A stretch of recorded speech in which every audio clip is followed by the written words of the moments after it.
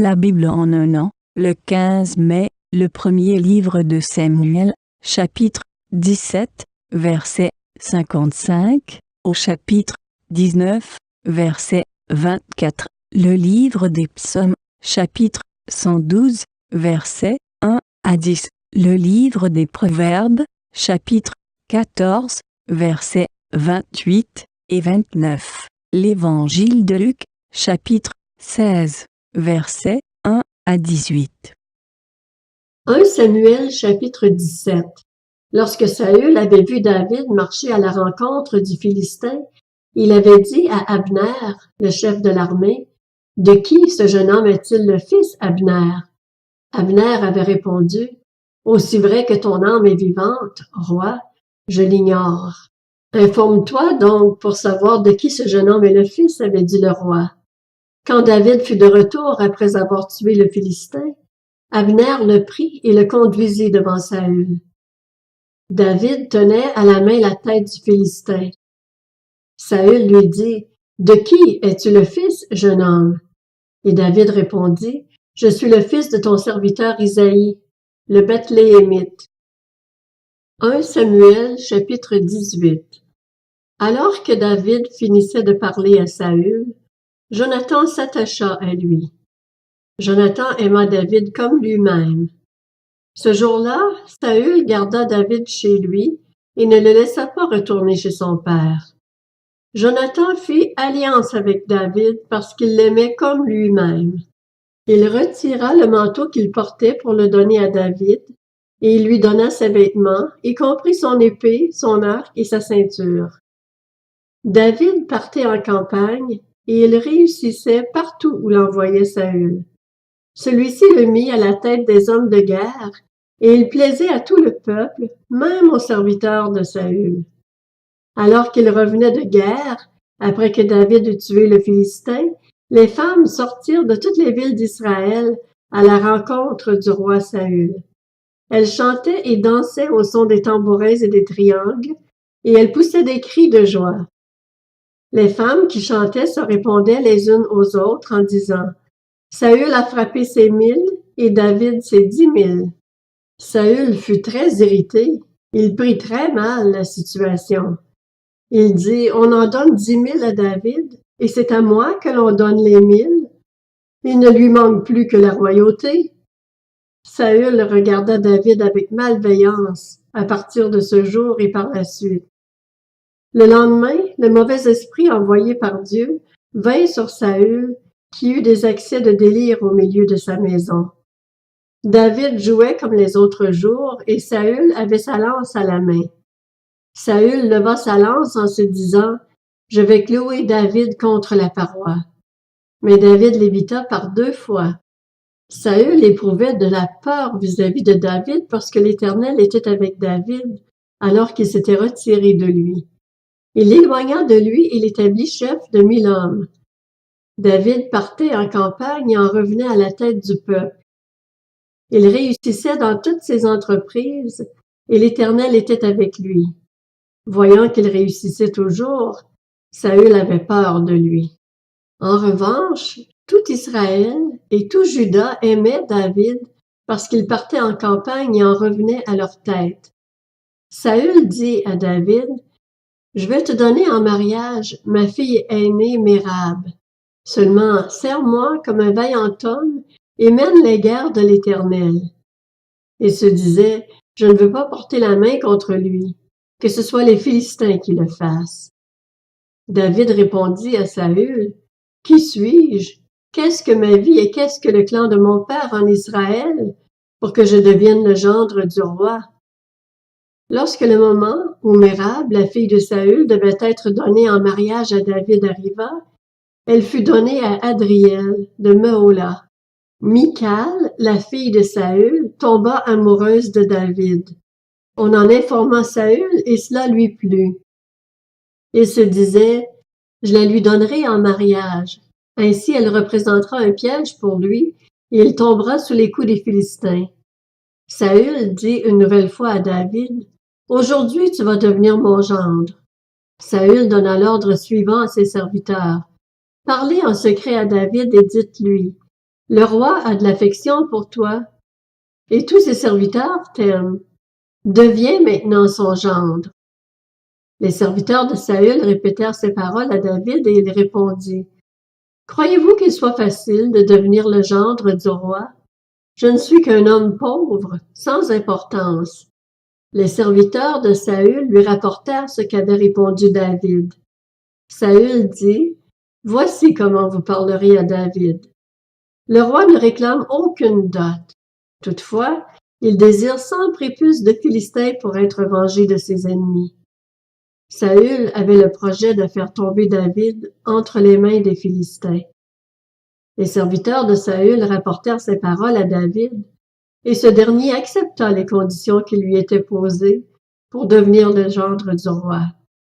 Avant le délai fixé, David se leva, partit avec ses hommes et tua 200 Philistins. Il rapporta leurs prépuces et les livra tous au roi, afin de devenir son gendre. Alors Saül lui donna sa fille Michal pour femme. Saül vit et comprit que l'Éternel était avec David. Quant à sa fille Michal, elle aimait David. Saül eut de plus en plus peur de David et il fut toute sa vie son ennemi. Chaque fois que les princes des Philistins partaient au combat, David avait plus de succès que tous les serviteurs de Saül, et son nom devint très célèbre. 1 Samuel chapitre 19. Saül parla à son fils Jonathan et à tous ses serviteurs de faire mourir David. Mais Jonathan, fils de Saül, avait une grande affection pour David. Il l'en informa en lui disant, « Mon père Saül cherche à te faire mourir. Tiens-toi donc sur tes gardes demain matin. Reste à l'écart et cache-toi. Quant à moi, je sortirai et je me tiendrai aux côtés de mon père dans le champ où tu te trouveras. Je lui parlerai de toi. Je verrai alors ce qu'il dira et je te le rapporterai. » Jonathan parla en bien de David à son père Saül. Il dit que le roi ne commette pas de péché envers son serviteur David, car il n'en a pas commis envers toi. Au contraire, il a agi pour ton bien. Il a risqué sa vie, il a tué le Philistin et l'Éternel a accompli une grande délivrance pour tout Israël. Tu as vu cela et tu t'en es réjoui. Pourquoi pécherais-tu contre le sang innocent et ferais-tu mourir David sans raison? Saül écouta Jonathan et jura. L'Éternel est vivant. David ne mourra pas. Jonathan appela David et lui rapporta toutes ces paroles, puis il le conduisit chez Saül, et David fut à son service comme auparavant. La guerre continuait. David marcha contre les Philistins et se battit contre eux. Il leur infligea une grande défaite et ils prirent la fuite devant lui. Alors le mauvais esprit envoyé par l'Éternel fut sur Saül. Celui-ci était assis dans sa maison, sa lance à la main. David jouait. Saül voulut le clouer avec sa lance contre la paroi, mais David l'évita et la lance s'enfonça dans la paroi. David prit la fuite et s'échappa pendant la nuit. Saül envoya des hommes à la maison de David pour le surveiller et le faire mourir au matin. Mais Michal, la femme de David, l'en informa en lui disant, « Si tu ne te sauves pas cette nuit, demain tu es un homme mort. » Elle le fit descendre par la fenêtre, et David s'en alla et prit la fuite. C'est ainsi qu'il s'échappa. Ensuite Michal prit le téraphim et le plaça dans le lit. Elle mit une peau de chèvre à la tête du lit, et elle enveloppa le téraphim d'une couverture. Lorsque Saül envoya des hommes arrêter David, elle dit, « Il est malade. » Saül les renvoya pour qu'ils le voient, en disant, « Apportez-le-moi dans son lit, afin que je le fasse mourir. » Ses envoyés revinrent et constatèrent que c'était le téraphim qui était dans le lit, avec une peau de chèvre à l'endroit de la tête. Saül dit à Michal, « Pourquoi m'as-tu ainsi trompé et as-tu laissé partir mon ennemi? Voilà qu'il s'est échappé. » Michal répondit à Saül, « Il m'a dit, laisse-moi partir ou je te tue. » C'est ainsi que David prit la fuite et put s'échapper.